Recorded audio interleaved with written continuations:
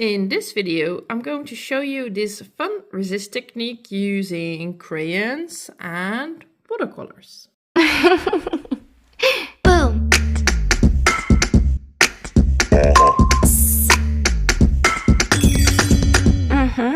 Marieke Blokland here from Studio Bloknote.com and welcome to this video in which I am going to explain this resist technique. I use this resist technique a lot in my journals. It has been 2 weeks since I uploaded a video. A lot is happening behind the scenes, and I have this idea for this channel that I'm going to post a lot of technique videos. I have so many ideas, but until then I am posting this type of videos where I just show you something to inspire you to create in an unedited video. These type of videos may be a bit longer than I intend to create, but I really just love to show you things and inspire you to create, and I didn't want to wait until I'm like really ready to create this type of better YouTube content that I actually want to create. So yeah, it's not perfect, but it's just me saying hi to you and inspire you with a fun technique. As you know, I am working on a new e-course that is called the Raw Art Method, and it's a 10-step method that I use in my art journals, in which you layer specific, very easy techniques that are really easy for everyone, even if you do not have any inspiration or skills yet. And you can create this type of raw art journal pages with it. The course is going to be really in-depth and we're going to make a lot of pages together. But yeah, as I am working towards getting back online again with good quality art courses, I am behind the scenes talking with a lot of people, friends, coaches, you know, that kind of things about how I see it, how I want it, how I want my business to be as a small business owner and artist, dreams, hopes. For example, one of my dreams is to be able to sell fonts of my own handwriting, because I have a lot of specific letterings in my journal, and I think that those would make great fonts. So I'm studying how to do that, and hoping that one day I can be a font designer. It's just something for the future, not necessarily for this next year, but I see it as a sort of 5-year plan. And also the backgrounds make a lot of fun surface designs that are not so computery as you see these days. For example, I ordered this mouse mat with a scan of one of my journals, and it's abstract art. It's not there's not a doll on it or anything, there's not text on it, but I think that this type of art could be really nice for home decoration or on items, and I want to dive a little into the market of print on demand websites where you can order things like this. But this is also just a future project. It's not something that I'm like working on right now, but along the way I am getting more and more information, and just this is something that I'm working on behind the scenes, besides all the other things I'm doing, of course. So that's the reason also why I'm not really back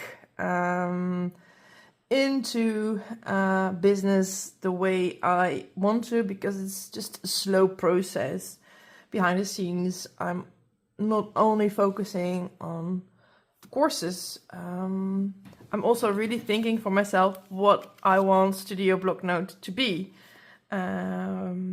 because when someone asks me what I love best, what I see myself doing, it is making art, and I would really love to have that more. That like the biggest part of my work days should be me making art, that's just something that I'm working on. Anyway, before this is going to be like a super long podcast video, let me go to this page, because on this page I want to show you that resist technique that I was telling you about, that I showed you here. A couple of weeks ago I asked you guys what you want to learn, and I got so many ideas from that question, and someone asked me to make a video where I show you from start to finish how I make a page, but that's quite hard because I never make a page from start to finish. And I noticed, because I did that before, making a page from start to finish and show you that, and it doesn't have that soul that other pages have, because I never work on a page from start to finish, from like empty until finished, as that raw art method demands me to work on a lot of pages at once. Like this book I started in April 2023, so that's almost 2 years ago, and there isn't a page empty anymore. There's not a single page that has nothing on it anymore, because I start to make blotches and scribble letters, make doodles, and there's just something happening on all these pages, and I continue building all those layers, building, and when I start art journaling, I try to be really open to what I want to do. If I feel inspired to really create something or not. If I'm not inspired and I don't really feel like it, I just start making blotches somewhere.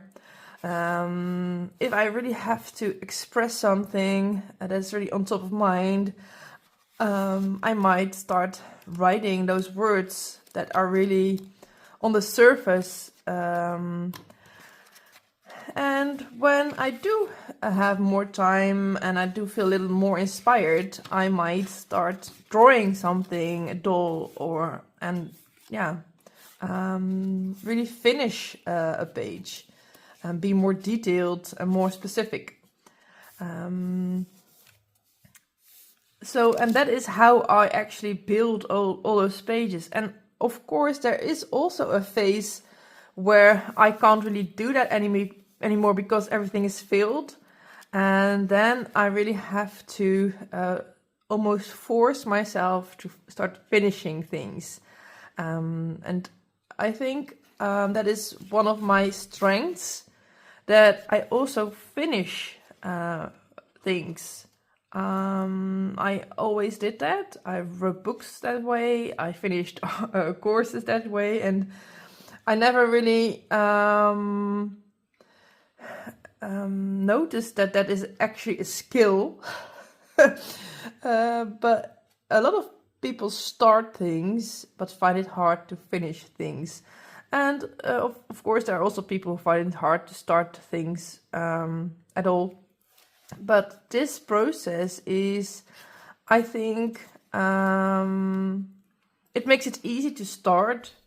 It makes it easy to continue. And because there is already so much there, it's also easier, I guess, to actually finish it.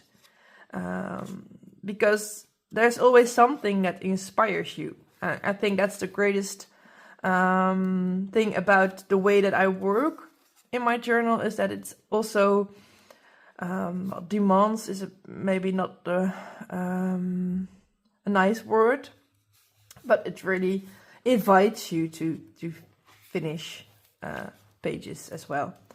The reason why I'm going to show the resist technique on this page is because it has already some interesting blotches on the background. I already drew something of a figure there, and it has a nice layer of clear gesso on it, and that's important for this technique because I can only do it in the top layer because I always use watercolor for it.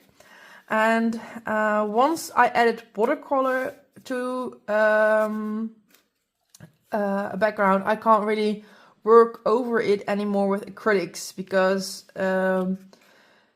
when watercolor gets wet again, it will still dilute in the paint. It will react on the water. Whereas acrylics, when they are dry, you can easily layer and layer and layer. So in the first layers, I work a lot with waterproof things, waterproof pens, waterproof markers, colored pencils, and a lot of acrylic. But then in the top layer, once I added that layer of clear gesso, I often start adding watercolor as well. And my favorite color is this big black thing here, is Lunar Black by Daniel Smith. And it is a wonderful granulating watercolor paint that I use a lot in my backgrounds that give that grainy texture. You can do this, of course, with any color. I love to use this Lunar Black by Daniel Smith. And then I use a lot of oil pastels or wax crayons in my work. I use both of them, and I have different brands. I have this little boxes in the drawer of my desk that has a selection. This is all the whites and transparent crayons. These are grays and silver. This is obviously belonging to the white one. I think, oh no, this is a grey one. Blacks, gold and browns, and yet another one that's wrong. And oh, because now I can be complete, I also have a box with the reds and the pinks. That's really all I use. I don't have any other boxes. I'm not really colorful anymore these days. I used to work with a lot of colors. Today I work with black, white, grays, metallics, red, and occasionally some pinks. The brands are all different brands. I have crayons by Van Gogh. We say Van Gogh, and since he's Dutch, I always allow myself to just say Van Gogh. And for you that perhaps sounds like Arabic, but no, it's Dutch. And I have crayons by Sennelier that are really soft. I really love to use them, but they are really soft. And of course I also work with the Neocolor 1, which is a wax pastel, and that's harder. You cannot use the Neocolor 2 crayons. Neocolor 2 is water soluble, and then you can't play with that resist. So, but these are all great brands. Oh, I also have some Crepa by Sakura. I don't like them as much as the Van Gogh though. Oh, and the Panda. That's also a nice one.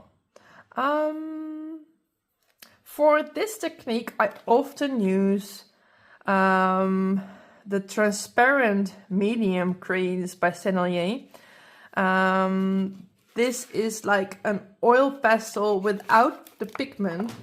And what I like about it is that you see the background underneath the layer of the crayon because it's transparent.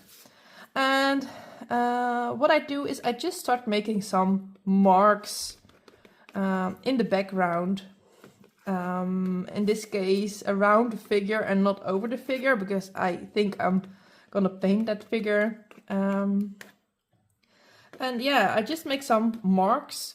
You can also make some more defined stripes, sort of pattern, and I also often add an X. As you know, that's an important symbol to me. If you don't know that yet, you can watch the video that says this is so personal. So yeah, that's all I do. You don't see anything here, but that's because the crayon obviously is transparent. And now I take a watercolor brush and some clean water. Oh, I have this here because I want to show you before I'm starting to attack the page. So take some watercolor and then I just go over it, and this is what happens on the page. So everywhere where there is the crayon, there is a resist. The paint just can't attach to the page there because it's oily. So yeah, that's what I do here. And because it's that Lunar Black, which is a strange pigment on its own that is really granulating, meaning that it shows fun grain, you get this nice grainy blotchy texture here. And this is what I do a lot on my backgrounds to make it interesting there.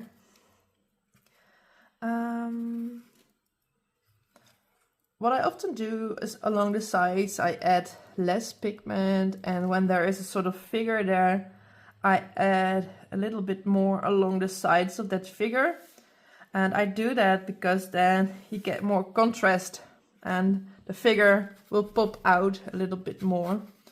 And then, because here is now a bit of the focus point where it's a bit darker, and then on the other side I add less.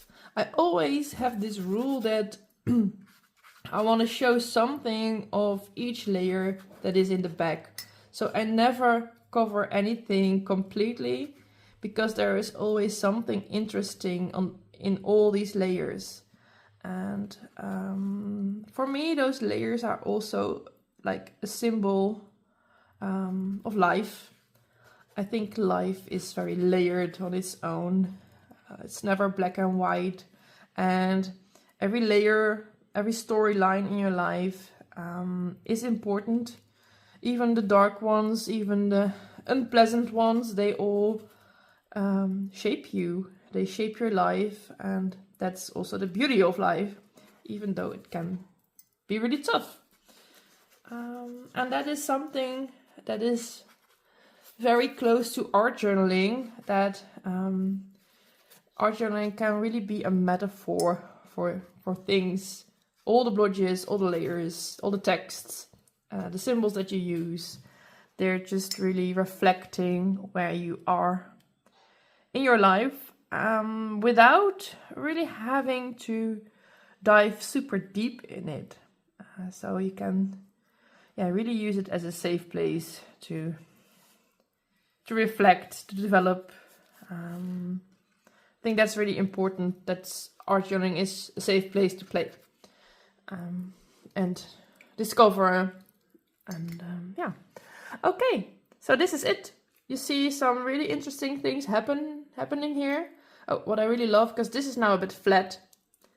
I don't want to be make that boring. So I just, while it's still wet, I can make some nice blotches there and allow that to dry. Else it will be a bit boring. Okay, now this is better. You see some really interesting things happening here while I added that crayon. Here I didn't really add a lot of crayon, so it's less textured. But that's because I really often play a lot with a more heavily decorated page, and on the other side it's often a little less decorated, because else it would be a bit too busy in my taste, and I want every page to be interesting. So that's often how I work. So this is it. It isn't from start to finish, but that is because I never work from start to finish, but it's something that maybe you can add in one of your pages as well. And you can also do this of course with colored crayons. It can be crayons from your kids, if you have kids. It doesn't have to be fancy, because this would already really work as well. Just start playing and have some fun there. Thank you so much for watching. I hope you liked this video. Please give me a thumbs up. And I will have loads of more of this type of ideas in the future. And maybe I'm going to create more of this type of videos where I actually show this technique again, but make it a bit shorter, ramble a little less. But until then, I'm just also just making these for myself because I love to make videos. That's it for now. See you again soon. Bye.